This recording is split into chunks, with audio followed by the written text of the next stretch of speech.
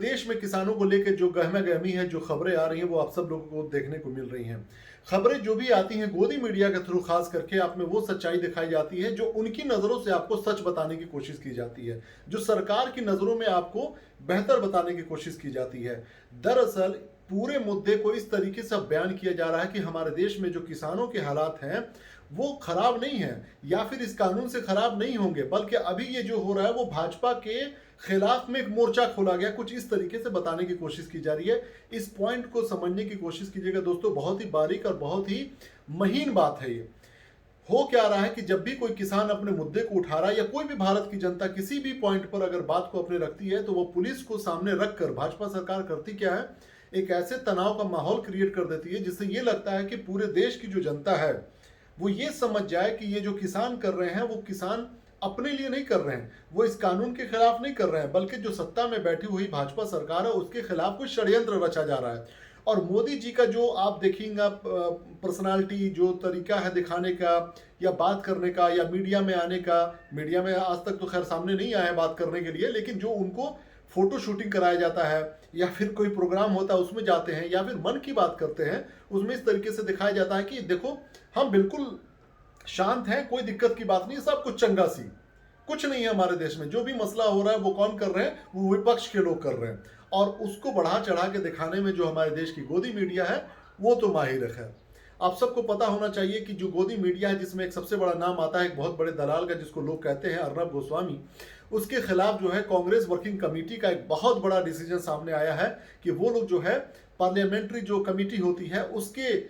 साथ वो लोग डिस्कशन करेंगे, उनसे मांग करेंगे कि इसके खिलाफ में जांच होनी चाहिए। जो उसके चैट लीक हुए थे जिसमें देश की जो बहुत ही सेंसिटिव खबर, जो हमारे देश के दुश्मन के ऊपर में अटैक करने की बात थी, वो उसको कैसे पता चल जाता है और वो दूसरों को कैसे बताता है, ये एक बहुत बड़ा सिक्योरिटी कंप्रोमाइज का मामला हो सकता था। हमारे देश के पायलट जो जाके स्ट्राइक करने वाले थे दुश्मन देश में, वो वहां पर हो सकता था कि ट्रैप में फंस जाते, मारे जा सकते थे। इसकी वजह से ये बहुत बड़े जान को खतरा हो सकता था। अब लोग ये कहेंगे कि ऐसा हुआ तो नहीं, तो फिर क्यों हंगामा है।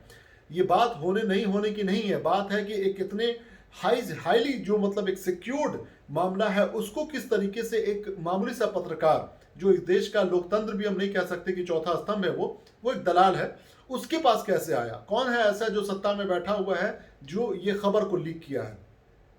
किसानों के मामले में आप देख लीजिए, लगातार जिस तरीके से रिपोर्टिंग किया जा रहा है गोदी मीडिया के द्वारा, ऐसा लग रहा है कि किसानों ने हमला किया पुलिस के ऊपर में, किसान आज इस सड़क से जाम, मतलब जो भाषा है ना इन लोगों की, ये बताने की कोशिश कर रहे हैं कि ये देश में किसान जो है वो उपद्रवी हैं, ये खालिस्तानी हैं, ये आतंकवादी हैं, इनका कोई भी दूर दूर तक नाता नहीं है कानून का। जबकि ये कानून, जो तीनों कानून जो है भाजपा लेकर आ गई है, इसका सीधा का सीधा जो मुनाफा है इनके कारपोरेट घरानों का होगा जिसकी दलाली कर रहे हैं।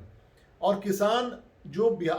आज से मैं एक बात कहना चाहता हूं कि बिहार में जो ये कानून की बात हो रही है वो पहले से ही खत्म है, मंडी पहले से ही खत्म है, वो कानून ही हटा दिया गया है। लेकिन कौन ऐसा बिहार का किसान है जो आज संपन्न है, इसकी वजह से जरा मुझे बता दें। बिहार आज पूरे देश में सबसे पिछड़े राज्यों में से आज भी एक है। हमारे यहाँ आज भी इतनी बुराई है कि किसानों को लेकर, उनके जमीनों को लेकर, उनके अनाजों को लेकर, उनके रख रखाव को लेकर इतने बुरे हालात हैं कि पूछिए मत। लेकिन आप देख लीजिएगा कि कटिहार वगैरह साइड में जो अडानी ने एक बड़ा बड़ा गोडाउन बना रखा है अपने, साइलो जिसको कहते हैं, अनाज रखने के लिए, वो क्यों रखा हुआ है? किसान के हालत तो सुधर नहीं रहे, लेकिन यहां पर तुरंत उसने बना रखा है अपना साइलो, क्योंकि उससे अनाज से मतलब है, और वो अनाज को खरीदेंगे औने पौने दाम में, बेचेंगे 10 गुना, 20 गुना, 50 गुना दाम में, यहां से लेके विदेश तक। तो इस बात को समझने की कोशिश कीजिए कि इस तरह की भाषा जो है मीडिया का, एक सबसे बेस्ट चीज ये है दोस्तों कि इनको हमें बाइकआउट करने की आवश्यकता है। जब तक हम इस मीडिया वालों को बाइकआउट नहीं करेंगे, इनका सब्सक्रिप्शन हम बंद नहीं करेंगे, पैसा देना बंद नहीं करेंगे, और अपने एरिया मोहल्लों से केबल का कटिंग आप लोग नहीं करवाएंगे, यकीन मानिए ये इतने खतरनाक हो जाएंगे इस देश में कि इस देश को ये लूट लेंगे, बर्बाद कर देंगे। अगर आपको देश को बचाना है तो यकीन मानिए आपको सबसे पहला काम यह करना होगा कि इस गोदी दलाल मीडिया से आज़ादी पानी होगी। अपने बच्चों को दूर रखिए इससे। पढ़ाना है, सिखाना है, बताना है तो यूट्यूब है आपके पास, और भी बहुत सारे माध्यम हैं जिससे आप अपने हिसाब से इंफॉर्मेशन ले सकते हैं। अगर आपको जानना है कि एमएसपी क्या है, अगर आपको जानना है कि तीनों कानून में क्या है, अगर आपको एनालिटिकली चीज़ों को समझना है, उसको एनालिसिस करना है, तो आपको हर पहलू को सुनना पड़ेगा, समझना पड़ेगा। अगर आपको लग रहा है कि ये किसान विरोध कर रहे हैं तो आखिर क्यों कर रहे हैं, इस पर स्टडी कीजिए। आपको अंधविश्वासी नहीं बनना है, अंधभक्त नहीं बनना है कि भाजपा कह रही है तो ठीक होगा, कांग्रेस कह रही है तो ठीक होगा। नहीं, अगर किसान इसका विरोध कर रहे हैं तो आखिर कौन ऐसा पॉइंट है जिसका विरोध कर रहे हैं ये किसान? भाजपा इसको लेकर आई है, चलो ये माना जाता है कि सरकार जो होती है वो देश के लिए होती है, देश का भला सोचती है, लेकिन क्या ये सरकार का उठाया हुआ कदम वाकई में देश के लिए भला है?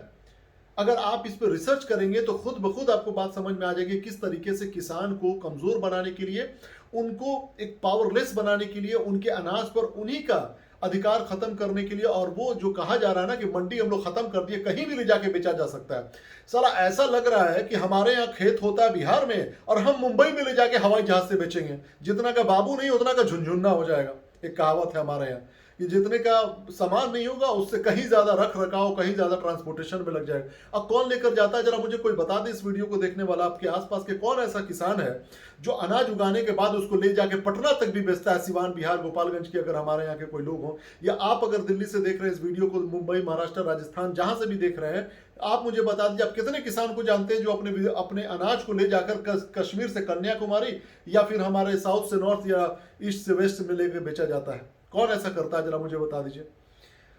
दोस्तों, इस बात को समझने की आवश्यकता है कि जो अंधकार छा रहा है भाजपा की वजह से इस देश में, आए दिन आप देख लीजिए, नोटबंदी हुआ, गरीबों की हालत खराब, लोग सड़कों पे मरे, 250 से ज्यादा लोगों की मौत हुई, लोगों को टैक्स लाद दिया गया, जीएसटी के नाम पे न जाने क्या क्या किया गया, किसको फायदा हो रहा है? कोई फायदा नहीं, किसी को समझ में नहीं आ रहा है। एनआरआईज जैसे लोगों पर जो विदेश में रहकर पैसा कमा के देश की अर्थव्यवस्था को बेहतर करते हैं, पूरे दुनिया भर से लगभग 70-80 बिलियन डॉलर हर साल हमारे देश में आता है, उन लोगों को क्या प्रॉफिट हो रहा है? ना सड़कें, ना बिजली, ना घर, ना सुरक्षा, ना कोई भी चीज नहीं मिल रही है।